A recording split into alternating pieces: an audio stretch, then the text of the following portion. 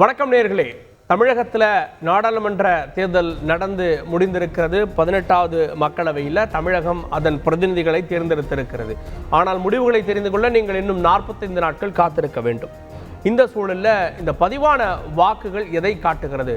பொதுவாக வாக்குப்பதிவினுடைய விகிதம் அதிகரித்தால் அது அலை இருந்ததா இல்லையா அப்படின்றத உணர்த்தும். சில நேரங்களில் குறைந்திருந்தது அப்படின்னா தேர்தலில் சோர்வு இருந்ததா, இளைஞர்களின் வாக்கு யாருக்கு, பிரதான கட்சிகள் போட்டியிடக்கூடிய ஸ்டார் வேட்பாளர்கள் போட்டியிடக்கூடிய டஃப் ஃபைட் இருக்கக்கூடிய தொகுதிகளில் இவர் ஜெயிப்பார் அப்படின்னு மாற்றி மாற்றி சொல்லக்கூடிய தொகுதிகளில் வாக்குப்பதிவு விகிதம் எவ்வளவு, அது உயர்ந்ததா குறைந்ததா, அது உயர்ந்திருந்ததுன்னா எதை சொல்லுது, குறைந்திருந்ததுன்னா அந்த தொகுதியில் ஆர்வம் இல்லைன்றதை காட்டுதா அப்படின்ற பல கேள்விகள் இந்த எண்களை மையமாக வைத்தே எழுந்திருக்கிறது. நம்ம 45 நாள் வெயிட் பண்ணுறதுக்கு முன்னாடி இந்த எண்கள் என்ன சொல்லுகிறது, மக்களுடைய எண்ணங்களை சொல்லுகிறதா அப்படின்ற கேள்வியும் இங்கே எழுகிறது. அதோடு பல இடங்களில் என்னுடைய பெயர் வாக்காளர் பட்டியலில் இல்லை அப்படின்ற பொதுமக்களுடைய குற்றச்சாட்டு, சில இடங்களில் தேர்தல் புறக்கணிப்பு, அதோடு சேர்ந்து 1 லட்சம் வாக்குகள் திட்டமிட்டு நீக்கப்பட்டிருக்கிறது அப்படின்ற அண்ணாமலை அவர்களுடைய குற்றச்சாட்டு அப்படின்னு ஒரு சில இடங்களில் நடந்த இந்த வாக்குப்பதிவு எந்திர பிரச்சனைகள் இதெல்லாம் கடந்து அமைதியாக நடந்து முடிந்திருக்கிறது.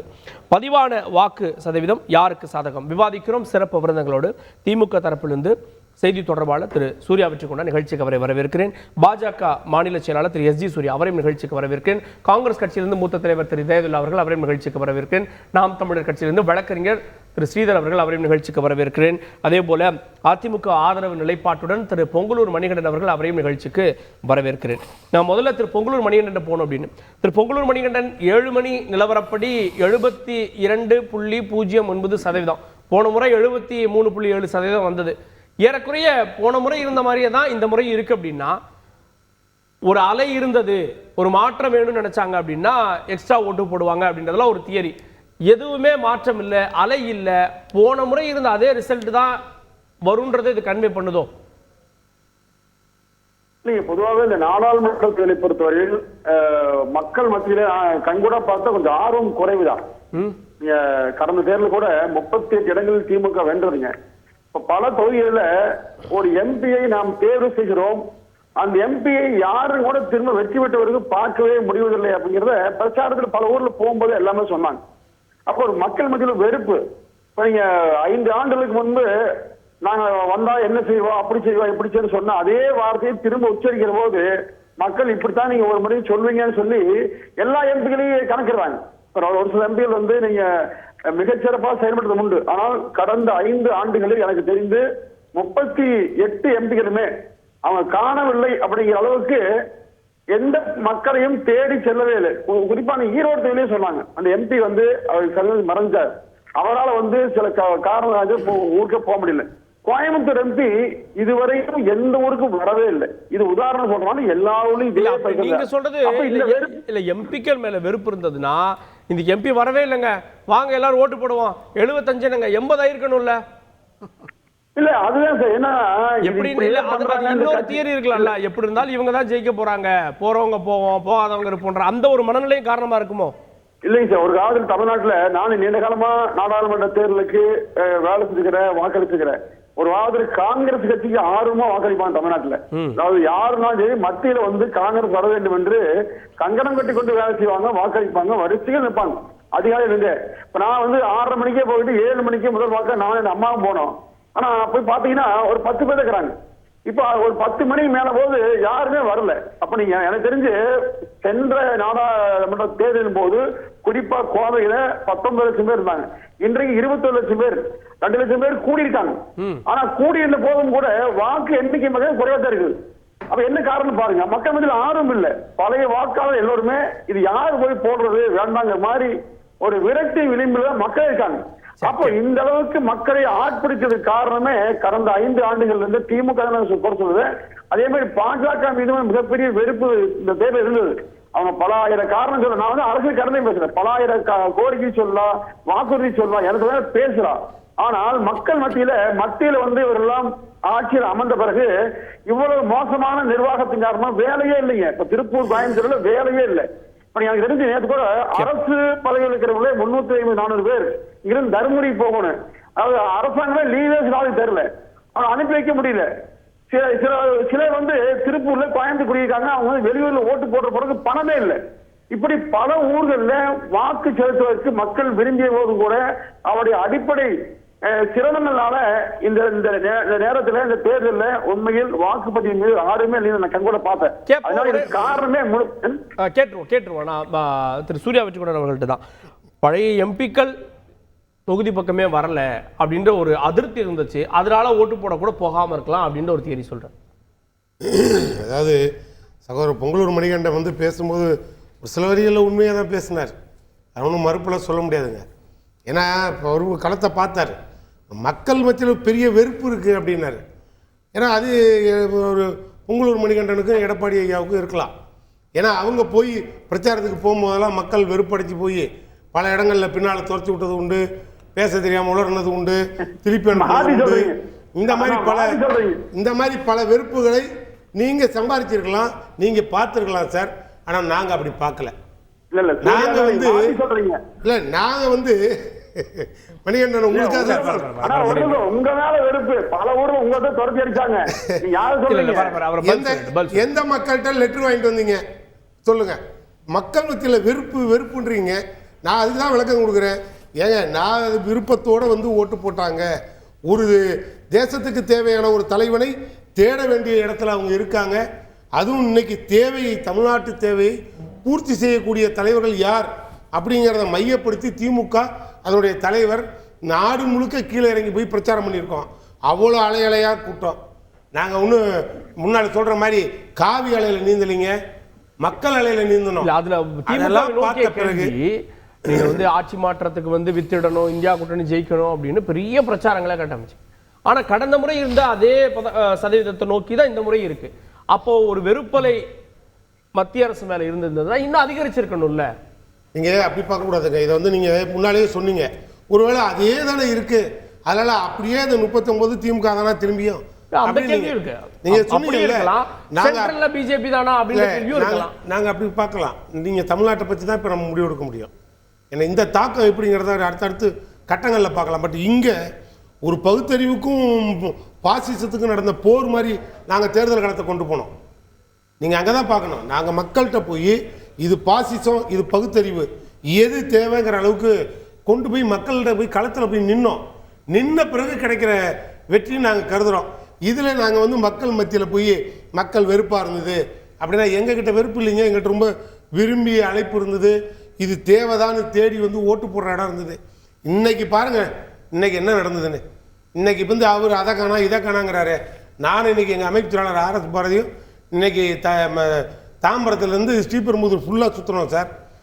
எல்லா பக்கமும் சிறுபான்மையினரோட ஓட்டு 1500 2000 ஓட்டுன்னு அப்படியே பல்காக இல்லை சார். இது எதை சார் நான் மையப்படுத்துறது? இது என்னோட பகிரங்க குற்றச்சாட்டாக வைக்கிறேன் சார். இது எங்கே நடக்குது, எங்கே காயுங்கிறதெல்லாம் அவர்கிட்ட கேட்டிங்கன்னா, சத்யசாகிட்ட கேட்டிங்கன்னா அவரே சொல்லிட்டார். நாங்கள் முன்னாலே பட்டியல் கொடுத்தோமே, இதை பின்னால் தான் பார்க்கணுன்னாரு. நான் என்ன இப்போ திரும்பி கேட்குறேன்னா, கண்கூடாக போய் பார்த்தோம். வடபழனியில் அதே இது, இங்கேயும் வட சென்னையிலையும் அதே பிரச்சனை. சிறுபான்மையினர் ஓட்டை மட்டும் தெளிவாக பார்த்து அப்படியே தூக்கியிருக்கீங்க. 1000 500 2000ன்னு போராடல இதே பிரச்சனை. திட்டமிட்டு நீக்கப்பட்டிருக்குன்னு அண்ணாமலை அவர்களும் நான் சொல்றேன் சார். நான் தெளிவா சொல்றேன். இங்க நம்ம செய்தி தொடர்பாளர் ஒருத்தர் வருவார் தெரியுங்களா, டாக்டர் அபீசுல்லா. அவரோட மாமியார் உயிரோடு இருக்கு. அது நீங்க ஓட்டு போட போனா ஓட்டு பட்டியல பேர் இல்லைன்னு சொன்னா கூட பரவாயில்ல, அந்த அம்மா டெத் லிஸ்ட்ல இருக்கு. எங்க போய் சொல்றது? அவரே ஒரு வாரம் நேரம் கேட்டுக்குங்க. ஒரு சிறுபான்மையினர் பேரை கரெக்டா கண்டுபிடிச்சா பாஜகவுக்கு எந்த ஓட்டு வராதுன்னா பாய் ஓட்டு வராது. அப்ப பாயிங்க ஓட்டே வராதுன்னு தெரிஞ்சா அந்த பேரை தான் ஈஸியா கண்டுபிடிக்கலாம். ரஹமத்துல்லா, இதயத்துல்லா, அல்லா அப்படின்னு கரெக்டாக கண்டுபிடிக்கலாம். அப்போ அந்த பட்டியலில் இருக்க அத்தனை பேரையும் பூத்துக்கு 500 700 300 அப்படியே நீங்கள் எடுத்துருக்கீங்க. எங்கே அவங்க அதிகமாக இருக்காங்களோ அங்கே. இதை நாங்கள் இன்றைக்கி அமைப்பு ஆர்எஸ் பாரதி நாங்களும் நேருக்கு நேராக போய் பார்த்து அங்கே சண்டே போட்டு வரோம். இவர் என்னவோ அங்கே போய் நின்று இவ்வளோ ஓட்டை காணா, 1 லட்சத்தை காணா, 2 லட்சத்தை காணான்னா உங்களுக்கு தான் பூத்தி ஏஜென்டே காணாம. நாங்கள் அதை பற்றி கவலைப்படுறோம். அதை திரு சூர்யா, சிறுபான்மையினர் ஓட்டுகள் திட்டமிட்டு நீக்கப்பட்டிருக்கு அப்படி குற்றச்சாட்டை சூர்யா வைக்கிறார். ஆனால் அண்ணாமலை என்ன சொல்றாரு, திட்டமிட்டு 1 லட்சம் ஓட்டுகளை கோவையில் நீக்கிட்டாங்கன்னு அவர் குற்றச்சாட்டை வேற பக்கம் திருப்புறாரு. இப்போ எதை உண்மைன்னு எடுத்துக்க எக்ஸிட் போல்ஸே பண்ண வேண்டாம்னு திமுக நண்பர் சொல்றதை வச்சு பார்த்தா திமுகவுக்கு படுத்தோல்வி வந்து விட்டது. அதை இப்போவே காரணத்தை சொல்லி அதை ஒரு புக் பண்ணி வச்சுக்கிற மாதிரி பேசுகிற மாதிரி இருக்குது. முதல்ல சென்னையில் இருக்கும். சென்னையில் ஒரு 10% வாக்குகள் கூடியிருக்கு. அதனால் அது ஒரு சந்தோஷமான செய்தி. இன்னொன்று, இந்தியா முழுக்க எடுத்துக்கிட்டால் கூட தமிழகத்தில் 72% அதிகமான வாக்குப்பதிவு நடந்திருக்கு. அதுக்கு எல்லாருக்கும் ஒரு வாழ்த்துக்கள், நன்றியை சொல்லிட்டு, இப்போது இதற்கு முன்னாடி திமுக அதிமுக 2 பேர் பேசுனாங்க. நாங்கள் என்ன பார்க்குறோன்னா, இவர்கள் 2 பேருக்கும் எதிராக மக்கள் மனநிலை இந்த தேர்தலில் வந்திருக்கு அப்படின்னு பார்க்குறோம். ஒரு மாற்றத்திற்கான இந்திய அளவில் மாற்றம்ன்றது வேறு, தமிழக அளவில் மாற்றம்ன்றது வேறு. தமிழக அளவில் ஒரு மாற்றத்தை நோக்கி போயிருக்காங்க. குறிப்பாக ஆளும் கட்சிக்கு எதிராக ஆன்டி இன்கம்பன்சி ஓட்டு அப்படின்னு சொல்லுவாங்க. அதை முழுவதுமாக பாரதிய ஜனதா கட்சி வெற்றிகரமாக கைப்பற்றி இருக்கிறது அப்படின்றது எங்களுடைய பார்வையாக இருக்குது. குறிப்பாக அர்பன் சென்டர்ஸ்ன்னு சொல்லக்கூடிய கோயம்புத்தூர் ஆகட்டும், தென் சென்னை ஆகட்டும், மத்திய சென்னை ஆகட்டும், மற்ற ஊர்கள் ஆகட்டும், இங்கெல்லாம் கிட்டத்தட்ட 5% 10% வரைக்கும் வாக்குகள் கூடியிருக்கு கடந்த லோக்சபா தேர்தலை கம்பேர் பண்ணும்போது. அப்போ அந்த ஒரு மிடில் கிளாஸ் ஓட்ஸு, அப்புறமா ஒரு மாற்றம் வேண்டும் அப்படின்னு ஆசைப்படக்கூடிய வாக்குகள்லாம் பாரதிய ஜனதா கட்சியை நோக்கி வந்திருக்கு. குறிப்பாக அண்ணாமலை அவர்களுடைய தலைமை பண்பு, ஆளும் கட்சிக்கு எதிராக ஒரு எதிர்க்கட்சியாக களத்தில் கடந்த 3 ஆண்டுகள் தொடர்ந்து போராடி வந்தது. எல்லா பிரச்சனைகளுக்கும் பாஜக. அப்போ அது ஓட்டு பதிவினுடைய சதவீதத்தை உயர்த்தி இருந்தது அப்படின்னா ஏதாவது அது இண்டிகேட் பண்ணுதுன்னு சொல்லலாம். இப்போ நீங்கள் சொல்கிற மாதிரி ஒரு அரசியல் மாற்றம் நிகழ்கிறது அப்படின்னா அது ஓட்டுப்பதிவில் காட்டியிருக்கணும். ஒன்றுமே காட்டல. அதான் நான் சொல்கிறேன், செலக்டட் சீட் சொல்கிறீங்களா, 10லேருந்து 5% வரைக்கும் இன்க்ரீஸ் ஆகிருக்கு இல்லையா? அதெல்லாம் பாரதிய ஜனதா கட்சி கொஞ்சம் ஸ்ட்ராங்காக இருக்கக்கூடிய வெள்ளணும் எதிர்பார்க்க அதிகரிப்பு கூட தென்சென்னையில் அதிகரிச்சதோ கோவையில் அதிகரிச்சதோ கூட பாஜக தான் காரணம். நிச்சயமா எங்களுக்கு ஆதரவு அதிகமாக இருக்கு அப்படின்றது எங்களுடைய காரணம் இல்ல. அதான் இப்போ இவங்க சொல்ற மாதிரி இவங்க என்ன சொல்றாங்க, பிஜேபிக்கு பூத் கமிட்டி இல்லை, யாருமே இல்லை அப்படின்னு சொல்லிட்டு. திமுகவுக்கு தான் எல்லா கமிட்டியுமே இருக்கே, வரைவு வாக்காளர் பட்டியல் விட்டுக்கிட்டே தான் இருந்தாங்க. அப்போ திமுக பூத் கமிட்டியில் இருக்கிறவங்களாம் எங்கே போனாங்க? அப்போவே பார்த்து இது ஓட்டு இல்லைன்னு போய் சண்டை போட்டிருந்தா உடனடியாக அதுக்கு தீர்வு கிடச்சிருக்கும். இதே நீங்கள் பாரதிய ஜனதா கட்சியை பார்த்து கேட்க முடியாது, ஏன்னா எங்களுக்கு தான் ஒன்றுமே இல்லைன்னு நீங்கள் தான் சொல்கிறீங்க. அப்போ எங்களுக்கு ஒன்றும் இல்லைன்னே நம்ம எடுத்துக்கலாம். நீங்கள் தான் 50-60 ஆண்டு காலமாக கோலை வச்சு பூத் கமிட்டிலாம் அவ்வளோ பேர் போட்டு ரொம்ப பெர்ஃபெக்டாக இருக்கக்கூடிய நீங்கன்னா அப்போவே நீங்கள் பார்த்துக்கணும்ல. மார்ச் முதல் வாரத்தில் கடைசி ரோல் விட்டாங்க. அப்போ நீங்கள் எங்கே போனீங்க? அதுக்கு முன்னாடி ஜனவரியில் விட்டாங்க, பிப்ரவரியில் விட்டாங்க, ரிவைஸ்டு லிஸ்ட் விட்டுட்டே இருந்தாங்க. அப்போ இவ்வளோ வாக்காளர்கள் காணாமல் போயிருக்காங்கன்னா அப்போவே நீங்கள் போய் கேட்க வேண்டியதானே. அதானே எலெக்ஷன் கமிஷனரும் சொல்கிறாரு. நீங்கள் இதற்கு முன்பு வரைவு வாக்காளர் பட்டியல் வெளியிட்டு போது நீங்கள் எங்கே போனீர்கள்? உங்கள் கூற்றுப்படி பிஜேபியில் குற்றம் சொல்கிறோம்னா எங்களுக்கு தான் பூத் கமிட்டியில் யாருமே இல்லை, ஜெயிக்க போகிறதில்ல. ஆனால் நீங்கள் வலுவான கட்சி ஆச்சு, உங்கள் பூத் கமிட்டி மெம்பர் என்ன பண்ணிட்டு இருந்தாங்க? நான் மறுக்கவே இல்லையா, சரி பண்ண சொல்லி நாங்கள் முழுக்க A to Z பார்த்து கொண்டு போய் அவ்வளோ பெட்டிஷன்ஸ் கொடுத்துருக்கோம். எலெக்ஷன் கமிஷன் எதை நீங்கள் கன்சிடர் பண்ணியிருக்கீங்க? அது முதல்ல விளக்கம் கொடுங்க. இப்போ நீங்கள் அவருக்கு தெளிவான ஒரு விளக்கத்தை கொடுக்க வேண்டியதானே. அவர் எலெக்ஷன் ஆஃபீஸர்ஸு அவர் என்ன சொல்லிட்டு போகிறாரு, அதை பின்னால் பார்த்துக்கோங்க, நான் என்னங்க பண்ணுறது, இப்போ எதுவும் எடுக்க முடியாது. அதாவது டிசைடிங் அத்தாரிட்டி ஆஃபீஸர்ஸ் எல்லாம் ரிப்ளே கொடுக்கட்டும், டிஎஸ் அப்படி இப்படின்னு அப்படியே ஒன்றும் புரியாத மாதிரி பேசிட்டு போறாரு. ஏன் உங்க கட்சி தலைவர் நம்மள அங்க போய் நின்று 1000 ஓட்டை அதுல என்னன்னா அது ஒரு நிர்வாகம் கட்டமைக்கிறது, அதிகாரிகளும் சரி ஒர்க் பண்றவங்களும் சரி. ஆனா இதுல பாஜகவை நேரடியாக குற்றம் சுமத்துவது சரியா இருக்குமா? நான் இப்ப பாஜகவை எங்கேயும் அட்டாக் பண்ணல, பட் நான் எங்க நிக்கிறேன்னு பார்க்கணும். எலெக்ஷன் கமிஷன் யார சொல்றீங்க? நான் தெளிவா சொல்றேன், எலெக்ஷன் கமிஷன் யாரு, எலெக்ஷன் கமிஷன் என்ன வேலை செய்யுது? ஒரு பட்டனை தட்டினா 2 பிஜேபி ஓட்டு விழுது. எடப்பாடி ஐயா சொல்ற மாதிரி ஓங்கி ஒற்றை விரலால் அடிப்போனாரு, ஒரு ஓட்டு அதிமுக விழுன்னு நம்பினாரு, 2 பிஜேபிக்கு அதெல்லாம் இல்லன்னு தெளிவு பண்ணியாச்சு சார். அதெல்லாம் கேஸா இருக்கு சார். நீங்க அங்க பாருங்க சார், முதல் நாள் ஒரு பிரச்சனை வந்தா சுப்ரீம் கோர்ட்ல கேஸ் நடக்குது. அது நீங்க விவாதத்துக்கு வைக்க மாட்டீங்க, குற்றச்சாட்டை எடுத்துக்க மாட்டீங்க. அப்ப இன்னும் எதை தான் எடுத்துக்குவீங்க? நாங்க ஒண்ணா சார்ஜ் பண்ணிட்டு தான் போறோம். இப்ப நாங்க சொல்றோம், இந்த பக்கம் பாய் ஓட்டா காணாங்கிறோம், இந்த பக்கம் பாஜக தான் காரணங்கிறோம். பொருத்தம் கரெக்டா தானே இருக்கு. எலெக்ஷன் கமிஷன் யார்கிட்ட இருக்கு? தோல்வியின் பயத்தினுடைய வெளிப்பாடு தான். எலெக்ஷன் கமிஷன் மத்திய அரசு இருந்தாலும் அதுல பணிபுரியக்கூடிய அதிகாரிகள் எல்லாம் மாநில அரசு கட்டுப்பாட்டில் இருக்கக்கூடியவங்க தான். மத்திய அரசுக்குன்னு தனியா ஒரு ஸ்ட்ரென்த்தோ இல்ல கேடர் ஸ்ட்ரென்த்தோ அதெல்லாம் எதுவுமே கிடையாது. இப்போ திமுகவினர் மாதிரி பல்ஸ் தெரிஞ்சவங்க யாரும் இல்லை. அண்ணனுக்கும் நல்லா பல்ஸ் தெரியும். அவங்க தோல்வியிட விளிம்புல இருக்கிறதுனால இந்த மாதிரி அவதூறு குற்றச்சாட்டுகள் 2 ஓட்டு விழுது அதெல்லாம் இல்லைன்னு கிளாரிஃபை பண்ணிட்டாங்க எல்லாமே. அதாவது தோல்விக்கு முன்கூட்டியே இதெல்லாம் ஜாமீன் போட்டு வைக்கிறதா தான் பார்க்கல. இன்னும் இவிஎம் மேல சந்தேகம் என்ன சந்தேகம் இருக்கு? இவங்க கலப்புறதுதான் இன்னைக்கு சென்னையில வேற எதுக்கோ ஓட்டு போடும்போது பிஜேபிக்கு ஓட்டு போடுச்சுன்னு கலாட்டா பண்ணாங்க. அப்புறமா வந்து விளக்கம் கொடுக்குறாங்க, கொஞ்சம் லேட்டா காமிச்சிருச்சு, முன்னாடி போட்டவர் பிஜேபிக்கு போட்டாருன்னு. அதனால ஏதாச்சும் ஒரு சின்ன குற்றச்சாட்டு எடுத்துட்டு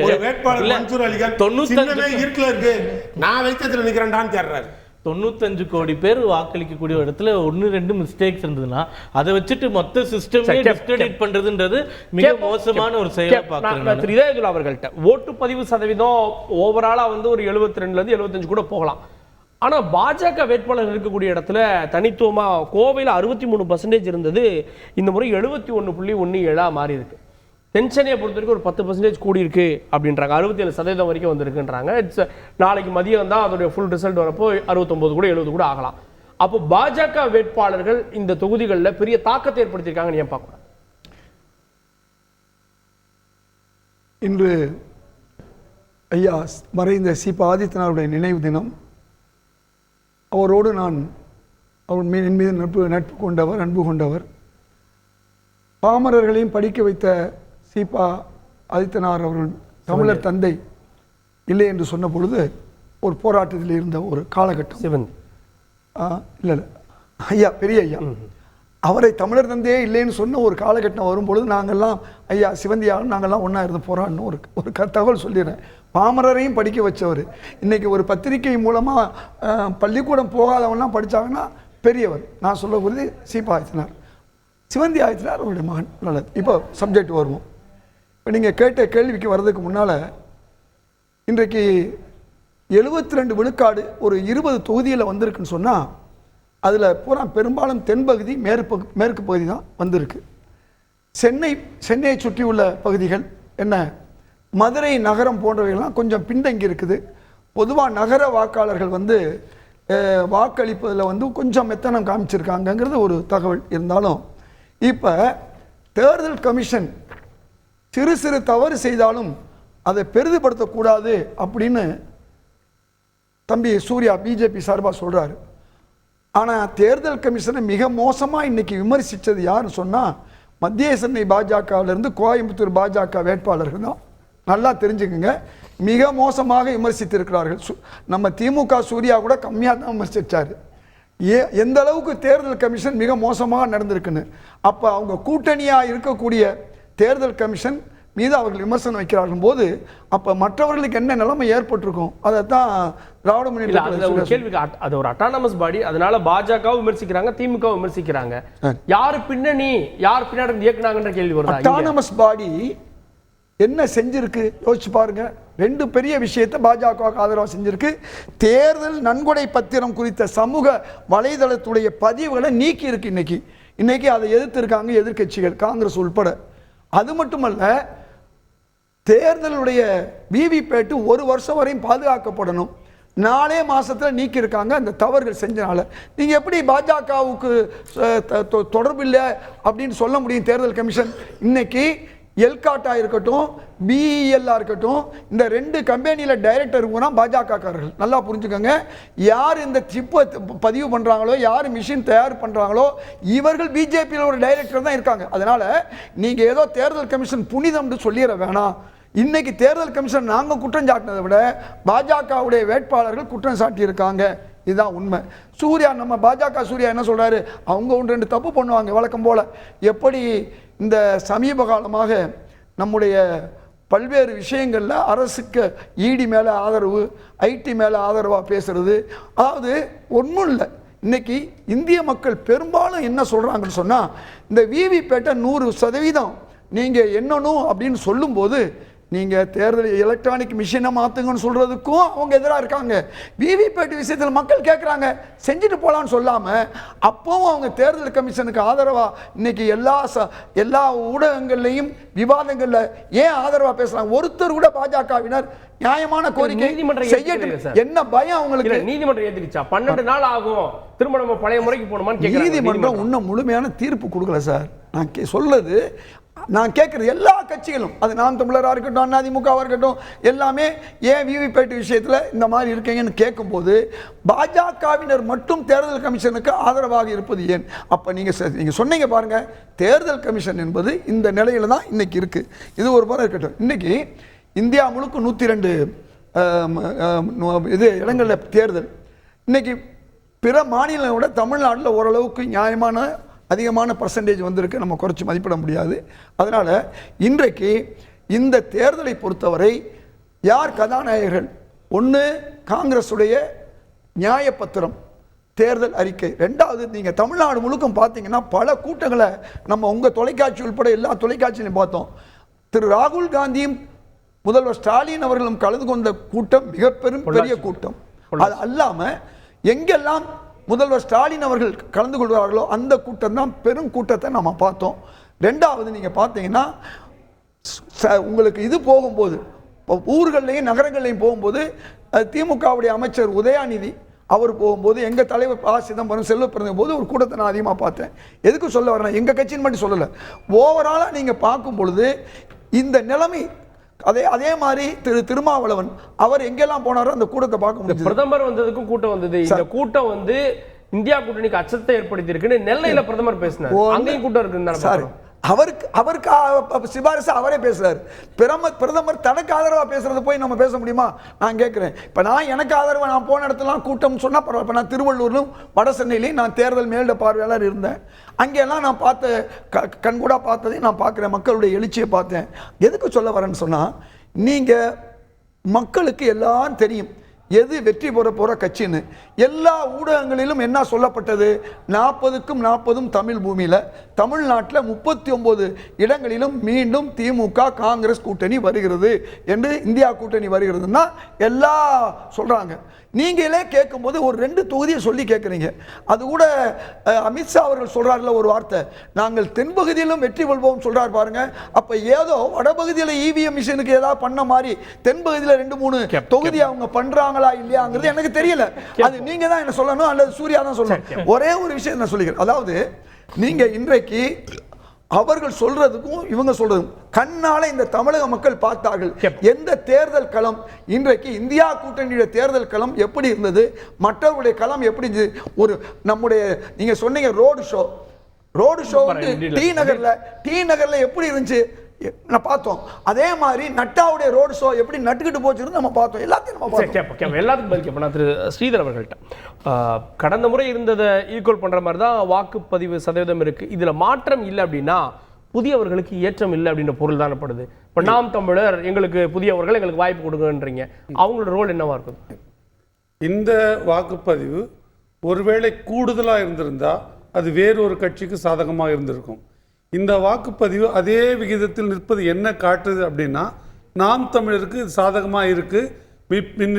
முன்பு எப்பொழுதும் இருந்ததை விட கூடுதலாக நாம் தமிழர் வாக்குகளை பெறும் என்று உறுதியாக காட்டுது. எப்படின்னு கேட்டிங்கன்னா, இந்த முறை இளம் வாக்காளர்கள் எண்ணிக்கை அதிகம், நம்ம எல்லாரும் அறிந்தது தான். இளம் வாக்காளர்கள் யாருக்கு வாக்களிப்பார்கள் என்ற கேள்வி நீங்கள் கேட்டிங்கன்னா, எப்பொழுதுமே நாம் அறிந்தது தான். அது பெரும்பான்மையாக அந்த வாக்கு வங்கி நாம் தமிழரை நோக்கி தான் நகருது. நாம் தமிழில் மட்டும்தான் இளைஞர்களுக்கு டேக் அவே சப்ஜெக்ட் இருக்காங்க, அங்கே வந்து அடையக்கூடிய இது இருக்குன்றது நாம் மட்டும் பல சேனல்களில் பல புள்ளி விவரங்களில் சமூக வலைதளங்களில் பார்க்குறோம். இப்போ ஏன் இது எப்படி நான் சொல்கிறேன்னு பாருங்களேன். இப்போ புதுசாக வந்திருக்க வாக்காளர்கள் இருக்காங்களே, இளம் வாக்காளர்கள், முதல் முறையாக வாக்களிக்க போகிறவர்கள் 15-20 லட்சம் பேர் இருக்காங்கன்னு வச்சுங்களேன். இப்போ இவர்கள் எந்த காரணத்து கொண்டும் வாக்களிக்காமல் நிற்க வேண்டிய தேவையே இல்லை. முதல்ல அவங்களுக்கு பெரிய ஆர்வம் மிகுதியிலேயே அவங்க வந்து வாக்களிக்கிறாங்க.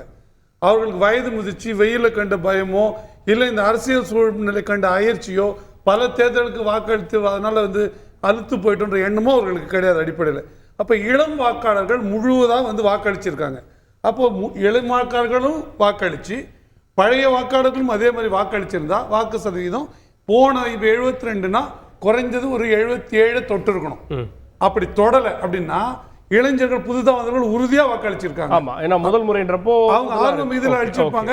அது ஒரு ட்ரையல் பார்க்கணும்னு கூட அவங்க. அப்போ வாக்களிக்காதவர்கள் யார் நீங்கள் பார்த்தீங்கன்னா, வயது முதிர்ந்தவர்கள், பல முறை இந்த திமுக, அதிமுக, காங்கிரஸ், பாஜக போன்ற கட்சிகளுக்கு வாக்களித்து விட்டு எந்த பிரயோஜனமும் இல்லாதது. இப்போ தேர்தல் நடைமுறை மேலே ஒரு அலுப்பு, விரக்தி, வெறுப்பு ஏற்படும். அடப்போட என்னத்தை போட்டு என்னத்தை பண்ண போகிறோம், நிம்மதியாக வீட்டிலேயாவது உட்காரலாம் அப்படின்ற எண்ணம் ஏற்பட்டதுனால வாலாயமாக காலங்காலமாக திமுகவுக்கோ அதிமுகவுக்கோ அல்லது காங்கிரஸுக்கோ பாஜகவுக்கோ வாக்களிப்பவர்கள் வாக்ககத்திற்கு வரவில்லை, நம்பிக்கை இழந்து விட்டார்கள் நான் பார்க்கிறேன். இல்லை, அதில் இன்னொன்று இருக்கு. ஏன் வந்து இளம் வாக்காளர்கள் வந்து சீமான் மட்டும்தான் உரிமை கோருவாரா, உதயநிதி உரிமை கோர மாட்டாரா, அண்ணாமலை உரிமை கோர மாட்டாரா, ராகுல் உரிமை கோர மாட்டாரா? எல்லாரும் கேட்கலாம். இன்னைக்கு நான் எல்லாரும் இளைஞர்கள் வரேன், எல்லாரும் கேட்கலாம். நீங்க அதுல ஒன்றும் சந்தேகமே இல்லை. அப்படி கூறக்கூடிய உரிமை கமல்ஹாசன் கூட உண்டு. அவர் வரல, இன்னைக்கு போட்டியில் இல்லைன்னா எனக்காக கூட வாக்களிப்பாங்கன்னு சொல்ற உரிமை அவருக்கும் கூட உண்டு. ஆனா எது சாத்தியம் பாருங்க. இளைஞர்கள் எங்க களமாடுறாங்க? அவங்களோட பெரும்பகுதி சோசியல் மீடியாவிலையும் யூடியூப்லையும், சோசியல் மீடியாவிலையும் யூடியூப்பையும் தாண்டி இன்றைய இளைஞனு செய்தித்தாள்லையோ அல்லது இந்த போன்ற பெரிய மைய ஊடகங்கள்லையோ பெரிய கவனம் செலுத்ததில்லை. ஒருவேளை அப்படி அவர்கள் செலுத்தினாலும் அதை யூடியூப் மூலமாக தான் அவர்கள் ரசிக்கிறார்கள், பார்க்கிறார்கள், கருத்துக்களை பதிவிடுறாங்க. அப்போது இதை நீங்கள் ஒப்பிட்டு பார்க்கும்பொழுது நீங்கள் எப்பொழுது சீமான் அண்ணனை பற்றி ஒரு கேள்வி கேட்டாலும், நாம் தமிழர் பற்றி கேள்வி கேட்டாலும் 70லேருந்து கிட்டத்தட்ட 80 விழுக்காடு நாம் தமிழர் கட்சிக்கு தான் சாதகமாக இருக்குது. அப்போது அவருடைய மனப்போக்கை நம்ம அறிவியல் பூர்வமாக அறிய முடியுது. சோசியல் மீடியாவில் மட்டும் வாக்குப்பதிவு நடத்த முடியாது. அப்படி நம்ம நான் இப்போ சொல்றேன் பாருங்க, நீங்க மடைமாற்றம் பண்ணுங்க. நான் என்ன சொல்றேன், இளைஞர்களோட நீங்க கேட்டீங்க ஏன் அந்த உரிமை கோர ஐயா இவருக்கு யாருக்கு அண்ணாமலைக்கு உரிமை இல்லையா? ஒரு ஐடி விங் ஸ்ட்ராங்கா இருந்தா யார் வேணா இல்ல, ஐடி விங்னு தனியா ஒரு விங் எல்லாம் எங்களுக்கு கிடையாது. நாங்க எல்லாருமே ஐடி விங் தான். நாங்க பணம் கொடுத்தோ ஐடி விங் நடத்தல, எங்களுக்கு அப்படிலாம் கிடையாது. நாங்க ஒவ்வொருவரும் ஐடி விங் தான். அப்போ நான் எது நீங்க ஒரு அறிவியல் பூர்வமாக தான் நான் இப்போ வாக்குப்பதிவு முடிஞ்சிச்சு. சும்மா நான் தூக்கி சொல்றதுக்கோ குறைச்சி சொல்றதுக்கோ இல்லை. நான் அறிவியல் பூர்வமாக அதை பகுப்பாய்வு செய்கிறேன். மாற்று கருத்து இருக்கிறவங்க கேட்கறதுக்கு உரிமை இருக்கான்னா மறுபடி உரிமை இருக்கு. ஆனா அறிவியல் பூர்வமா இருக்கான்னு பார்த்தா இல்லை. நாம் தமிழர் கட்சிக்கு தான் அந்த உரிமை கிளைம் பண்றது. சோசியல் மீடியா வந்து அளவுகோல் இல்லைன்றது நீங்க சொல்றது நான் ஒத்துக்கிறேன். அது மட்டுமே ஒருவேளை அதை அளவுகோலா எடுத்துட்டா அதுல கிங்கே அண்ணாமலை அவர்கள் தான், வேற யாரும் பக்கத்துல கூட வர முடியாத அளவுக்கு இருக்கு. அதனால அவங்களுக்கு வந்து இளைஞர்கள் முதல் தலைமுறை வரும் அப்படின்னு போறது வேடிக்கையா. திரு பொங்கலூர் மணிகண்டன் அவர்கள்ட்ட இன்னைக்கு இளைஞர்கள் வாக்கு யாருக்கு அப்படின்ற ஒரு கேள்வி வர்றப்போ ஒவ்வொருத்தரும் ஒரு அளவுகோல் சொல்றாங்க. உதயநிதி ஸ்டாலின் இளைஞர்கள் வாக்குல ஈர்க்கிறாங்க அப்படின்னு அண்ணாமலையை பாஜக சொல்லுது, ராகுல் காந்தியை காங்கிரஸ் சொல்லுது, நாம் தமிழருக்கு வந்து சீமானே வாக்கு சேகரிக்கிறார். அந்த இடத்துல அதிமுக தேங்கிட்டதா பார்க்கலையா? நிச்சயமா இல்லைங்க. அதாவது 1.5 கோடி தொண்டர்கள் மட்டும் தான் அதிமுக உறுப்பினர் இருந்தாங்க கடந்த காலங்களில். இப்ப கூடுதலா எடப்பாடியார் பொறுப்பேற்ற பிறகு 56 லட்சம் பேர் கூடுதலாக உறுப்பினர்கள் பெரும்பாலும் அந்த இளைய தலைமுறை தான். மாணவர்கள், இளைஞர்கள், இளம் பெண்கள் தான். இன்னும் சொல்ல போனா தனியாகவே இளைஞர் இளம்பெண்கள் பாசறை என்று வைத்து அதுல டாக்டர் பரமசிவம் தலைமையில இப்ப ஒவ்வொரு தொகுதி வாக்குச்சாவடியிலுமே 10 பேர் 9 பேர் கூடுதலாக அந்த இளைய தலைமுறையே அந்த வாக்கு உறுப்பினராகிறாங்க. அப்ப எல்லாம் கணக்கு பாத்தீங்கன்னா மிகப்பெரிய அளவில் அதிமுக தான் இளைஞரே இருக்காங்க. இது தவறான விஷயம். அதாவது எடப்பாடியை பொறுத்தவரைங்க அவருடைய எளிமையான பேச்சு, எளிமையான அணுகுமுறை, யார் வேணாலும் சந்திப்பது, எதை வேணாலும் சொல்லலாம் அப்படிங்கிற அந்த அணுகுமுறை வந்து நான் உண்மையிலே ஹீரோயிசமா பார்த்தேங்க. சமயத்துக்கு கூட ஒரு 25 இளைஞர்கள் கோவில்பாளையம் என்னோட ஊர்ல பிஜேபி வந்து அதிமுக இணைந்தாங்க. பூரமே 20 வயசுக்கு உட்பட்ட பசங்க தான். அவங்க எல்லாம் பாத்தீங்கன்னா காரணம்னா எடப்பாடியோடைய அந்த அணுகுமுறை, பேச்சு, எளிமை. இளைஞர்கள் கவருதுங்க. நீங்க கவர்ச்சி தேவையில்லை, உண்மையை சொல்றது, யதார்த்தமா சொல்றது, மனசில் பட்டதை பேசுறது. அப்ப இந்த மாதிரியான ஒரு எளிய தலைமுறை விரும்புகிற ஒரு தலைவராக எடப்பாடியார் அதிமுக இருக்கிற காரணத்தினால இளைஞர்கள் மொத்தமா இன்னைக்கு அதிமுக இருக்காங்க. இப்ப 56 லட்சம் பேர் இளைஞர்கள் சொன்னா அவர்கள் அனைவருமே ஒரு 6 லட்சம் பேர் தவிர அனைவருமே இளைஞர்கள் தான். அப்போ அதிமுக தான் வலிமையோடு இளைஞர் தலைமுறை கொண்ட அதுக்கு பெருவாரியா உரிமை கொண்டாடுறது நாம் தமிழரோ பாஜகவோ திமுகவோ தான் உரிமை கொண்டாடுறாங்க. அது சொல்லாங்க. அதாவது ஒரு குடும்பத்திலிருந்தே ஒருவரை நியமித்து உதயநிதி அதுக்காக வேலை செய்யறாரு, அவங்க சொல்லலாம். ஆனா இங்க அப்படி இல்லை. எடப்பாடியாங்கிற ஒரு சாதாரண குக்கிராமத்தில் பிறந்தவர், அவர் முதலமைச்சர் யாருமே தெரியாது. முதலமைச்சர் 4 ஆண்டு காலத்துல மிகச்சிறந்த ஆட்சி பண்ணல. 7.5 மட்டுமல்ல, அந்த கொரோனா காலத்துல மாணவர்கள் அனைவருமே அந்த பாஸ்போர்ட் அதெல்லாம் மக்கள் மத்தியில மிகப்பெரிய ரீச். அதாவது அதுக்காக சொல்ல வரல, என்னன்னா மாணவர்களே விரும்புறாங்க. ஏன் அவர் போகிற இடங்கள்லாம் கூட்டங்கள்ல கடைசியா ஒரு கூட்டத்தை பார்த்தேன், பின்னாடி வரிசை பூரா மொத்தமா முன்னா வந்துட்டாங்க. முன்னா வந்து ஒவ்வொன்னா பாயிண்ட் பண்ண அவர் பேச பசங்களை எடுத்து தர்றாங்க. ஐயா சொல்லுங்க, ஐயா பேசுங்கிறாங்க. அப்ப அந்த அளவுக்கு ஒரு சினிமாவில உள்ள கவர்ச்சி ஒரு நடிகர் இருந்தா எப்படி இருக்குமோ அதை விட ஒரு எளிய மனிதருக்கு இந்த மாதிரி ஒரு ஹீரோயிசம் இருக்கிற நான் முதன்முறையாக தேர்தல் பார்த்தேன். அதாவது கண்கூட சொல்றேங்க, உண்மையில் தமிழ்நாட்டில் ஒரு மிகச்சிறந்த ஒரு தலைவராக தமிழ்நாட்டு இளைஞர்கள் பாக்குறாங்க. எடப்பாடி பழனிசாமி அவர்கள் இருக்கிறார். நீங்க 2026 200 இடங்களுக்கு மேல் அந்த இளைஞர் மூலமாகவே வாக்குகளை அதிமுக நிச்சயமாக பெறும்போது கண்கூட பாக்குறேங்க. கேட்போம். Right, okay. இளைஞர்கள் வாக்கு வந்து ஒரு புதுமையை விரும்பும் எப்பயுமே அப்படின்ற ஒரு தியரியை வைக்கிறாங்க. அப்படி பார்க்குறப்போ திராவிட கட்சிகளுக்கு குறிப்பாக வந்து திமுக அதிமுகவுக்கு மாற்றாதான் போகும் அப்படின்றப்போ அது எப்படி திமுகவுக்கு வரும் நம்புறீங்க? இளைஞர்கள் வாக்கு வாக்கு வாக்குங்கிறதெல்லாம் அப்புறம் வச்சுக்குவோம். முதல்ல எந்த இளைஞனோட வாக்குக்கு எதிர்க்கட்சி தலைவர்கள் அத்தனை தலைவர்களும் இந்தியாவில் பதில் சொன்னாங்கங்கிற கேள்வி நான் வைக்கிறேன். எந்த இளைஞரோட பேச்சுக்கு, எங்கள் அமைச்சர் உதயநிதியோட பேச்சுக்கு பிரதமர் மோடியே இங்கே வந்து 10 முறை பதில் சொல்லிட்டு போகிற அளவுக்கு இருந்தது. அதுதான் இளைஞர்களோட ஈர்ப்பு. எடப்பாடியார் எத்தனை முறை அமைச்சர் உதயநிதி பேச்சுக்கு பதில் சொல்லிட்டு இருந்தாருங்கிறது இளைஞர்களோட ஈர்ப்பு. அதுதான் சமூக வலைத்தளம், அதுதான் அந்த பாணி. ஒன்றும் வேணாம், போய் அவர் உதயநிதி நிற்கும் போதே ஐயா செங்கல்ல காட்டுங்கிறாங்க. இதுக்கு எடப்பாடி ஐயா ஒரு விளக்கம் கூட கொடுத்தாரு. அது அப்புறம் கூட வர்றேன். ஒரு செங்கல்லை தூக்கி இந்த தேர்தலையும் காட்டினார். ஏன் காட்டினார்? போன தேர்தலில் இருந்த ஒரு கல்லை எடுத்துகிட்டு வந்துட்டேன், இந்த தேர்தலே வந்துருச்சு, ஆனால் அங்கே இன்னும் ஏன் சொல்ல, இப்பயும் காட்டுறேன் அப்படின்னு சொல்லியே காட்டிட்டு ஒரு மெச்சூரிட்டி இல்லாத இளைஞர் தமிழ்நாட்டு மக்கள் மத்தியில மிகப்பெரிய கொந்தளிப்பு. அதாவது ஒரு 60 வயசு மேம்பட்ட ஒரு முன்னாள் முதலமைச்சர் பார்த்து பல்ல காட்டுறீங்கன்னு சொல்லி பேசலாமா? அப்ப உங்க இளைஞர் ஒரு தகுதி இல்லாத ஒரு இளைஞரை நீங்க மக்கள் பேசுறாங்க. அந்த எதிர்கட்சி தலைவர் எடப்பாடி பார்லிமெண்ட்ல பிரதமர் மோடிக்கு நடக்கிற வேணுமா வேணாமா நடக்கிற தேர்தலில் அவருக்கு பதில் சொல்லாம பஸ் ஏறி எப்படி பார்லிமெண்ட்டுக்கு போறதுன்னு பஞ்சாயத்து போர்டு தேர்தல் பேசுற மாதிரி பேசினாரு. அதனாலதான் அந்த பேச்சு வந்தது. நீங்க பார்லிமெண்ட்டுக்கு தேவையான பேச்சை பேசணும். அமைச்சர் உதயநிதி பேசுறதுக்கு தம்பி கள்ள தூக்கிட்டு ஏன் தம்பி திரிகிறேன்னா அப்புறம் அவர் என்ன பண்ணுவாரு? அவர் பாணியில கல்ல நான் தூக்கி திரிறேன், நீங்க எங்க பல்ல காட்டி திரிறீங்கன்னு சொன்னாரு. இது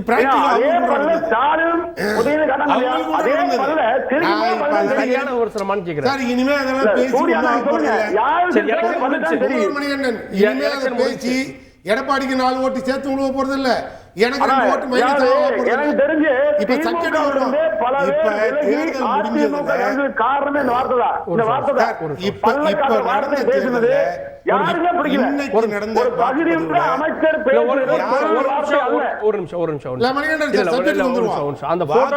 எங்களுக்கு அதிக வாக்குகளை ஒரு கோபத்தில் ஈர்த்து கொடுத்துருக்குன்னு சொல்ல வர்றாரு. அது இனிமேல் 5ஆம் தேதி தான் முடிவு எடுக்க முடியும்.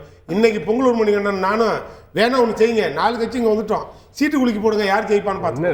இங்கே நான் என்ன திரும்பி வரேன்னா, இதில் யாருக்கு பயம்? சூர்யா சொன்னார் பயத்தின் வெளிப்பாடு, இப்பயே கொந்தளிக்கிறாங்கன்னாரு பிஜேபி சூர்யா. நான் திரும்பி இங்கே கேட்குறேன், யாருக்கு பயங்கிறத நாம தான் முடிவு பண்ணணும். இங்கே யாரெல்லாம் சண்டை போட்டான்னு, எங்கெல்லாம் கலவரம் நடந்ததுன்னு. இன்னைக்கு அரக்கோணம் தொகுதியில் சார் இதே பிஜேபி கேண்டிடேட்டு பாமக கேண்டிடேட்டு சகோதரர் பாலு, அவர் இன்னைக்கு போய் அங்கே BLA 1 யாருன்னா அமைச்சரோட பையன் வினோத் காந்தி, அவர் உள்ள வர்றாரு பூத்துக்குள்ற. நீ எப்படி பூத்துக்குள்ற வந்தேன்னு சொல்லி கார் கண்ணாடி பின்னால் அடிச்சு உடைச்சிட்டீங்க. நீங்களே போய் தர்ணா பண்றீங்க. அப்ப யாருக்கு பயம்? பிஜேபிக்கு. யாருக்கு? ஆனால்பட்ட பாமகவுக்கு எங்க பயம்? ஒரு BLA 1 பூத்துக்குள்ளே வரக்கூடாதுன்னு நீங்க அடிக்கிறீங்க. அப்ப யாருக்கு இங்க தேர்தல் பயம்? பிரச்சனை உங்களுக்கு. பக்கத்தில் நாம் தமிழர் இவ்வளவு அழகா பேசினாரு, எவ்வளவு சொல்லிட்டு அவர் இளைஞரை பத்தி பேசுறாரு, எல்லாம் சொன்னார். ஆனா இன்னைக்கு நடந்த தேர்தலில் பொட்டிக்கிட்ட போய் பார்த்து பட்டனை தட்டினா லைட் எரியலைங்கிறீங்க, மைக்கு சின்னத்தை கொடுத்துட்டு உயரம் உருவிட்டானுங்க. அது என்ன நடக்குதுன்னே தெரியலையா? அவர்தான் மைக்கு சின்னத்தை கொடுத்துட்டு உயரம் உருவின கதையா? பட்டனை தட்டினா லைட் எரியலை. இது அங்க நடக்கிற பஞ்சாயத்து. எங்க எலெக்ஷன் கமிஷன்ல எந்த கட்சி ஒப்பாரி வைக்கல. நீங்க நாங்க வைக்கிற ஒரே ஒரு கோரிக்கை, மக்களுக்கு எங்க மேல நம்பிக்கை இருக்கு, தேவையான தலைவனை மக்கள் முடிவு பண்ணிட்டாங்க. ஆனா எங்க பாய் ஓட்ட காணோம். அதுக்கு பாஜக காரணம், எலெக்ஷன் கமிஷன் பின்னணி. திரு சூர்யா, இங்க வந்து புதியவர்கள் வாக்கு ஒரு புதிய எழுச்சியை கொடுங்கன்னு பாஜக கேட்குது. ஆனா அடிப்படை பாரம்பரிய ஓட்டு, இன்னும் சொல்லணும்னா பரம்பரை ஓட்டுன்னு சொல்லுங்க, அப்பா இந்த கட்சிக்கு போட்டார் நான் இந்த கட்சிக்குன்னு சொல்லக்கூடியவங்க, அந்த ஓட்டுகளை பெற பாஜக தவறிச்சோ? அது ஏடிஎம்கே டிஎம்கேக்கு ஸ்ட்ராங் பேஸ். இப்போ முதல் கொஸ்டின் வந்து இளைஞர்கள் ஓட்டு யாருக்கு? இப்போ இளைஞர்கள் கன்வின்ஸ் ஆனாங்கன்னா அவங்க வந்து எவ்வளோ கெப்பாசிட்டி இருக்கும், அவங்க வீட்டில் இருக்கக்கூடிய ஓட்டுகளை மாற்றி போடுறதுக்கு இன்றைக்கி கோயம்புத்தூர்லேருந்து பல்வேறு உதாரணங்களை நம்ம பார்த்துட்ருக்கோம். இன்றைக்கி இளைஞர்களுக்கு என்ன வேண்டும்? அவங்க பாஷையில் பேசக்கூடிய ஒரு தலைவர்னா எல்லா விஷயத்தையும் பேசணும். ஆர்டிஃபிஷியல் இன்டெலிஜென்ஸ் பற்றி பேசணும், அவங்களுடைய மற்ற விஷயங்களை பற்றி பேசணும், அவர்களுடைய தேவைகள் பற்றி பேசணும், ஸ்டார்ட் அப்ஸ் பற்றி பேசணும், அவங்களுடைய அம்பிஷன்ஸ் பற்றி பேசணும், அவங்களுடைய ஆஸ்பிரேஷன்ஸ் பற்றி பேசணும். இதெல்லாம் பேசக்கூடிய ஒருத்தர் அண்ணாமலை. ராகுல் காந்தி பேசுறது தமிழ்நாட்டில் யாருக்கும் தெரியாது. இப்போ அண்ணாமலை அவருக்கு நிகராக எங்கள் தமிழ்நாட்டில் உதயநிதி அவர்கள் பற்றி அவர் வந்து பேசிகிட்டு இருக்காருன்னு நான் ஒத்துக்கிறேன், அவருடைய நிலைமை புரியுது. ஆனால் உதயநிதி அவர்கள் இந்த விஷயங்களை பற்றிலாம் என்னைக்காச்சும் பேசியிருக்காரா? செங்கலை காட்டி தூக்குறதை தவிர, மற்றவங்களை திட்டுறதை தவிர, அந்த அதிமுக அவர் சொன்ன மாதிரி மற்றவர்களை கொச்சைப்படுத்தி பேசுறதை தவிர, இளைஞர்களுக்குன்னு என்னைக்காச்சும் ஒரு வாய்ஸ் வந்து அவர் வந்து ரெப்ரசன்ட் பண்ணியிருக்காரா? எதுவுமே கிடையாது. இன்னைக்கு நீங்கள் பொதுவாக தந்தி டிவியில் நிறைய சர்வே எடுக்கிற மாதிரி உங்கள் சர்வேலேயே சொன்னாங்க நிறைய. நான் என்ன சொல்றேன், விளையாட்டுத்துறையில் இருக்காரு அவ்வளவுதான். பட் பெருசா ஒன்றும் சாதிச்சதில்லை, ஒன்றும் சொல்லிக்கொள்ளும் அளவுக்கு ஒன்றும் அவருடைய அச்சீவ்மெண்ட்ஸ் இல்லை. அதனால இன்னைக்கு இளைஞர்கள் மத்தியில் இப்போ வந்து அவர் நாம் தமிழர் நண்பர் சொன்னார், சமூக ஊடகத்தில் சீமான் அவர்கள் மட்டும்தான் இருக்காருனாரு. ஒன்று இப்போ பிரபல யூடியூபர் ஒருத்தர் வந்து பல தலைவர்களை வந்து இன்டர்வியூ எடுத்தார் தமிழ்நாட்டில். அதில் அண்ணாமலை அவர்களோட எடுத்த இன்டர்வியூ தான் அதிகமாக பார்க்கப்பட்டிருக்கு. உடனே மற்றவங்களாம் ப்ரெஷர் கொடுத்து அவர் வந்து ஏதோ ஆக்ஷன்லாம் எடுக்கணும்னு நினைக்கிறாங்க. அதனால் இன்னைக்கு தேர்தலில் என்ன ஆயிருக்குன்னா, நீங்கள் எவ்வளோ முயற்சி பண்ணி ஒருத்தர் வளர்ச்சியை தடுக்க நினச்சிங்களோ அவருடைய வளர்ச்சி வந்து வரக்கூடிய தேர்தல் முடிவுகளில் நிச்சயமாக அது வெளிப்படும். அண்ணாமலை அவர்கள் வந்து தமிழகத்தின் எதிர்காலத்தில் ஒரு அசைக்க முடியாத சக்தியாக இருப்பார் அப்படின்றத பறைச்சாற்றுற மாதிரி இன்றைக்கு தேர்தல் வந்து வாக்குப்பதிவு மக்கள் செஞ்சுருக்காங்க. ஜூன் 4ஆம் தேதி நிச்சயமாக அது நடக்கும். அன்றைக்கி நம்ம பேசலாம். ஓகே, பாரம்பரிய ஓட்டுகள் யாருக்கு அப்படின்ற கேள்வி வரப்போ அது காங்கிரஸ்க்கு இருந்தது.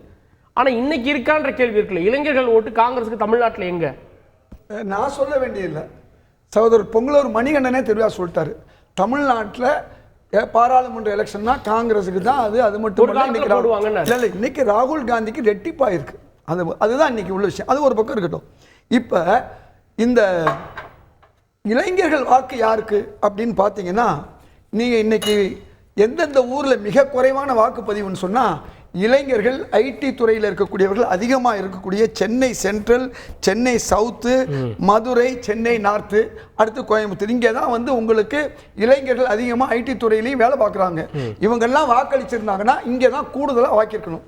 இளைஞர்கள் மட்டும் போன முறையை ஒப்பிடுறப்ப கொஞ்சம் பரவாயில்ல. அதனால தான் சொல்றேன், ஏற்கனவே உள்ள இளைஞர்கள் இந்தியா கூட்டணி, இந்தியா கூட்டணிக்கு வாக்களித்திருக்கிறார்கள். அதனுடைய அந்த இந்தியா கூட்டணியுடைய தேர்தல் அறிக்கைக்கு இளைஞர்கள் வாக்களிக்கிறார். இளைஞர்கள் மட்டுமல்ல, கலைஞர்கள் பார்த்தீங்கன்னு சொன்னால் இன்னைக்கு எல்லாரும் வெள்ளுடை போட்டாங்க.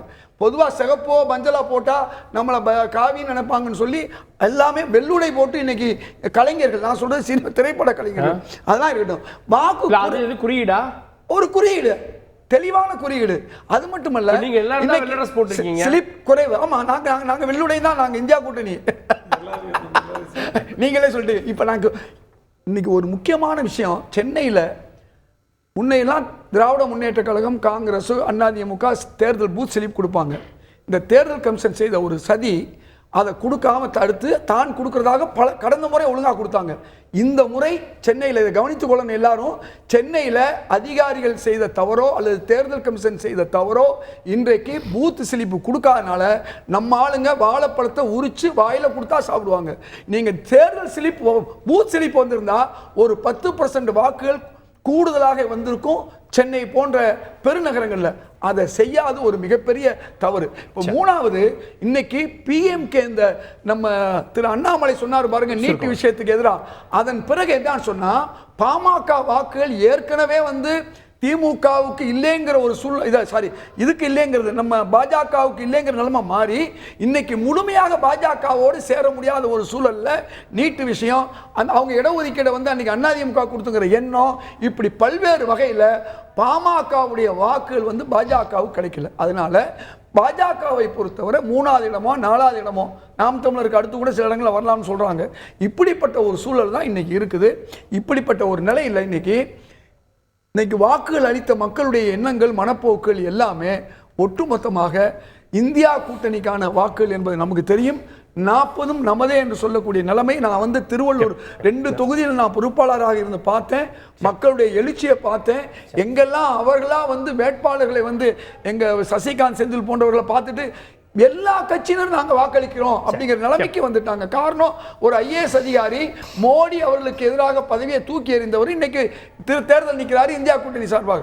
இதுதான் இன்னைக்கு முக்கியம். இதுதான் நடக்குது. ஓகே, நாம் ஒரே ஒரு நிமிஷம், 3வது 4வதுன்னு சொல்றாரு. அட்லீஸ்ட் பாஜக சுயமா காலூன்றி நிக்க முயற்சி ஆதாரம் சொல்றேன். 40 ஆண்டுகளாக திராவிட கட்சிகள் பின்னாடி பின்னாடி சவாரி செஞ்சுட்டு நீங்க எங்களை குறைச்சு மதிப்பிடுறது, நாங்க பெருசா பண்ணலன்றது மக்கள் வேடிக்கையா பாக்குறாங்க. பரவாயில்ல, யாரு ஓட்டு கிடைக்குதோ இல்லையோ தைரியமா நாங்க தனியா நிக்கிறோங்க, நாங்க தைரியமா நிக்கிறோம். நீங்க வந்து 18 வருஷம் தமிழகத்தை ஆண்டவர்கள், சுதந்திரம் இன்னைக்கு வரைக்கும் திராவிட கட்சிகள் கிட்ட சவாரி செஞ்சுட்டு இருக்கீங்க. தனியா நிக்க முடியுமா? முடியல. கூட்டணியில தனியா நிக்க முடியுமா? நீங்க தனியா நிக்க முடியுமா? தனியா நின்று வேலாயுதத்தை தவிர ஏதாவது ஜெயிச்சிருக்கா இதுவரையும்? தனியா நின்று ஒரு தரம் ஜெயிக்கல. நாங்க தனியா நின்று ஜெயிச்சிருக்கோம். 89 நாங்க நின்று 26 இடத்துல ஜெயிச்சோம். தனியா நின்று ஜெயிச்சோம். அதனால பாஜக ஒரு முறையும் அதிமுக கூட்டணியோ திமுக கூட்டணி இல்லாமல் வரவே இல்ல. ஒரு சீட் கூட வாங்க. ஓகே, கடந்த முறை 21லாம் நாம் தமிழர் வந்து 3வது அதிக வாக்குகள் வாங்கின கட்சி. ஆனா இந்த முறை 3 அணிகள் நிக்கிறப்போ நாம் தமிழர் எந்த இடத்துல அப்படின்ற ஒரு கேள்வி வருதுல. 3 பேருமே கூட்டணிகளை கட்டமைச்சு நிக்கிறாங்க. அப்போ நாம் தமிழர் கூட்டணி விவகாரத்திலையும் தனித்து விடப்பட்டிருக்கா? இது வாக்குகளா மாறுமான்ற கேள்வி இருக்கு. இப்போ இவர்கள் எல்லாம் கூட்டணி அமைத்திருக்கிறார்கள். இவர்கள் வாக்கு நாளைக்கு வாங்கினா கூட எங்க வாக்கு அப்படின்னு சொல்லிக்க முடியாது. இது யாரோட ஒருத்தர் பலத்தில் இன்னொருத்தர் வாங்கிய வாக்காக தான் பார்க்கணும். இப்போ எனக்கு ஒரு பெரிய கவலை இருக்கிறது. இப்போ இன்னைக்கு நம்ம இது யாருக்கு சாதகமாக இருக்கிறது பேசுறது ஒரு அது இந்த தேவையில்லாத ஒரு இதாக கூட நம்ம பார்க்கலாம். ஆனால் எனக்கு ஒரு கவலை இப்போ நிரந்தரமாக இருக்குது. நீங்கள் பல கட்டம் நம்ம முன்னேறிட்டோம். வாக்குச்சாவடியில் போய் சீட்டில் குத்துற முறை, மடித்து போட்டு அது நாள் கணக்காக என்ற முறை தாண்டி இன்னைக்கு வாக்கு எந்திரம் வந்துட்டோம், விவிபேட்லாம் வந்துட்டோம். இவ்வளவு வந்த பிறகு முன்னெல்லாம் வந்து தெருவாக போய் மைக் வச்சு பேசணும், சினிமா திரையரங்களில் விளம்பரம் பண்ணோம். இன்னைக்கு வீட்டுக்குள்ளேயே போய் கையில் சேருது. இருந்தும் முன்பு இருந்ததை விட வாக்குப்பதிவு ஏன் குறைந்திருக்கிறது? அப்படி குறைந்திருக்குன்னா நடுநிலையாளர் கட்சிக்காரங்க எப்பயுமே போட்டுருவாங்க, நான் அதை பற்றி பேசுகிறேன். நடுநிலையாளர்கள் மத்தியில், ஜனநாயகத்தை நம்புவர்கள் மத்தியில் நாம் வாக்கு செலுத்துகிற பொருள் இல்லை அப்படின்னு பட்டுச்சுன்னு நான் நினைக்கிறேன், என்னோட தனிப்பட்ட கருத்தாக. இதை மாற்ற இந்த தேசத்தில் இந்த தேர்தல் ஆணையம் அந்த அமைப்போ இல்லை வேறு எந்த கட்சிகளோ கூட சரியான முயற்சியை எடுக்கலைன்னு நான் பார்க்குறேன். இப்போது இன்னைக்கு ஒரு நாள் செலவு கடைசி நாட்புல ஒரு பூத்தில் உட்கார்றவங்களுக்கு 3500 ரூபா ஒரு கட்சி கொடுக்கு. ஒரு ஆளுக்கு 3500, 1300 பூத்துக்கு நீங்கள் கணக்கு போட்டிங்கன்னா 45 லட்சம் ரூபாய் ஆகுது ஒரு கட்சிக்கு. இது 45 லட்சம் ரூபா பிரியாணி செலவு, குவார்டர் செலவுலாம் சேர்த்து ஒரு 5 லட்ச ரூபா, 50 லட்சம் ரூபாய் ஒரு நாளைக்கு செலவு செய்து ஒரு தேர்தலை எதிர்கொள்கிற நாடு என்ன ஜனநாயகத்தை உண்டு பண்ணிவிட முடியும் என்பதை யாருமே பேசல. மாறா எல்லா கட்சியும் இந்த தொகையை செலவு செய்ய தயாராக இருக்கு. எல்லா கட்சிகளும் நாங்க வந்து பணநாயகத்துக்கு எதிரானவர்கள் தான் சொல்றாங்க செய்யறாங்க. நான் ஐயா நீங்க எப்பயுமே கை தூக்கி அண்ணாமலை வந்து ஒரு பைசா நான் கொடுக்க மாட்டேன் அப்படின்னு இந்த தேர்தல் சொன்னாரு. நேத்து திமுக அண்ணாமலை வேலையே போய் புகார் பண்றாங்க. நான் சொல்றேங்க, நான் பார்த்து சொல்றேன். இப்ப இவர் ஐயா சொன்னார்ல வேலை செஞ்சுட்டு, நான் மத்திய சென்னையில வேலை செஞ்சேன். வினோஜ் பி செல்வத்திற்காக பணம் கொடுக்கப்பட்டது, வாக்குக்கு பணம் கொடுக்கப்பட்டது. நான் சொல்றேன்,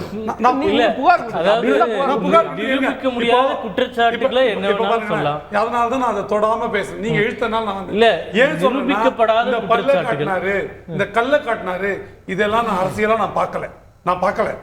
என்னோட கவலையே உண்மையை ஜனநாயகத்தை உறுதிப்படுத்துமே. ஆனால் ஏன் இந்த 70% வாக்குப்பதிவு இன்னும் கூடாம இருக்கு? இன்னும் பழைய காலத்திலேயே 20 ஆண்டுகள் முன்னாடி 80 விழுக்காடு கூட தொட்டது இருக்கு. எனக்கு ஒரு நிமிஷம் அனுமதிங்க. என்னோட வாக்கு இன்னைக்கு நானும் என்னோட மத்திய சென்னை வேட்பாளர் கைது செய்யப்பட்ட பார்த்துருக்கீங்களா? மத்திய சென்னை வேட்பாளர் கார்த்திகேயன் கைது செய்யப்பட்டார். தர்மராஜன் சொல்ற ஒரு ஜாயின்ட் கமிஷனர் தகாத வார்த்தையில் அவனே இவனேன்னு பேசுறாரு. அப்போ நாளைக்கு இதுல எங்க கம்ப்ளைண்ட் கொடுக்கலாம். கம்ப்ளைண்ட் கொடுக்கறது எல்லாருக்கும் தானே தெரியும். யாருக்கு தான் கம்ப்ளைண்ட் கொடுக்க தெரியாம நாங்க கட்சி நடத்திட்டு இருக்கிறோம். கொடுத்து என்ன ஆகுது அந்த கேள்வி. நான் எதை நோக்கி இதை நகர்த்துன்னு வச்சுங்கன்னா, காவல்துறை மாநில அரசு கிட்ட காவல்துறையும் அப்படிதான் நடக்குது, மத்திய அரசு கிட்ட தேர்தல் துறையும் அப்படிதான் நடக்குதுன்னா ஜனநாயகத்துக்கு எப்படி நம்பிக்கை வரும்? யார் ஓட்டு போடுவா? இது ஒரு பக்கம் செலவு, ஒரு பக்கம் வந்து இந்த இவிஎம் மிஷின் ஏமாத்து வேலை. இப்ப இதையெல்லாம் மாற்ற வேண்டிய பொறுப்பும் கடமையும் நம்ம எல்லாருக்கும் இருக்கா இல்லையா நான் கேட்கிறேன். அதை நோக்கி நகராத வரைக்கும் இது 70 இன்னும் கூட வாக்கு பின்செல் 3வது பெரிய கட்சியா வந்தாங்க. அவங்க அதையும் சொல்லிக்க வேண்டிய இல்லன்னா இரண்டாவது கட்சி அப்பயே வந்திருப்போம். இல்லன்னா இவங்க நீங்க எல்லாம் பணம் கொடுக்கணும். தமிழகத்தின் முதல் கட்சியா சரி, ஓகே. பொங்கலூர் மணிகண்டன், யாருக்கு வெற்றி? இந்த வாக்குப்பதிவு சதம் யாருக்கு வெற்றி? ஒரே வரி ப்ளீஸ். நீங்க புதியவர்கள், இளைஞர்கள், எளியவர்கள் அனைவருக்கும் வாய்ப்பு கொடுத்த அதிமுக தான் மாபெரும் வெற்றியை பெறுங்க. சரி, ஓகே. இறுதிகள் யாருக்கு வெற்றி? என்ன சார் கேள்வி? இந்த கேள்விக்கு பதில் உங்கள்கிட்ட இருக்கு. இல்ல, அதுக்கு இந்த தமிழகத்தை மீட்டு விட்டோம், இந்தியாவை மீட்டெடுக்க மக்கள் உறுதி எடுத்து விட்டார்கள். ஓகே, அவ்வளவுதான். ஓகே, சூர்யா. தமிழகத்துல தாமரை மலர்ந்து விட்டது. திராவிட கட்சிகளுக்கு இனி கஷ்டமான போதாத காலம் தான். அவ்வளவுதான். இல்லை, என்னை பொறுத்தவரை இந்தியா கூட்டணியுடைய கேம்பெயின் மிக சிறந்த கேம்பெயின். ஒரே ஒரு விஷயம் மட்டும் சொல்றேன். தம்பி உதயாநிதி அவர்கள் அமைச்சராக இருக்கிறாரு. அவர் இந்த எடப்பாடி அவர்களை வந்து கள்ளக்காட்டினது பள்ளக்காட்டினது மட்டுமல்ல, எந்த அளவுக்கு ஜெயலலிதா அவர்கள் போன்ற திட்டங்களுக்கெல்லாம் எதிராக எடப்பாடி இருந்தார். உதய மின் திட்டத்திலிருந்து அநியாய ஜிஎஸ்டி, அதையெல்லாம் அவர் தெளிவாக சொன்னது மட்டுமல்ல, இன்றைக்கு தமிழருடைய வேலை வாய்ப்பு விஷயத்துல எந்த அளவுக்கு வந்து அதிமுக தவறான சட்டம் போட்டது என்பதை அனைத்தையும் அவர் சொன்னார். முதல்வர் ஒரு புறம் பிஜேபிக்கு எதிராக, ஆர்எஸ்எஸ்க்கு எதிராக ராகுல் காந்தி பேசுற மாதிரி முதல்வர் பேசினாரு. அதிமுக எதிராக அமைச்சர் உதயநிதி பேசினாரு.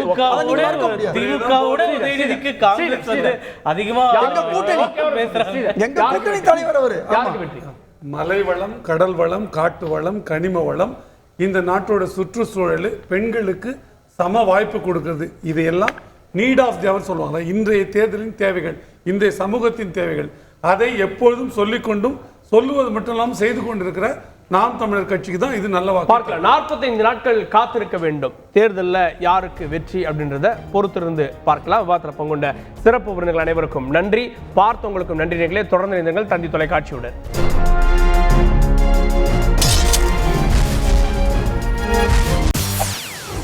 செய்திகளை உடனுக்குடன் தெரிந்து கொள்ள உடனே சப்ஸ்கிரைப் பண்ணுங்க.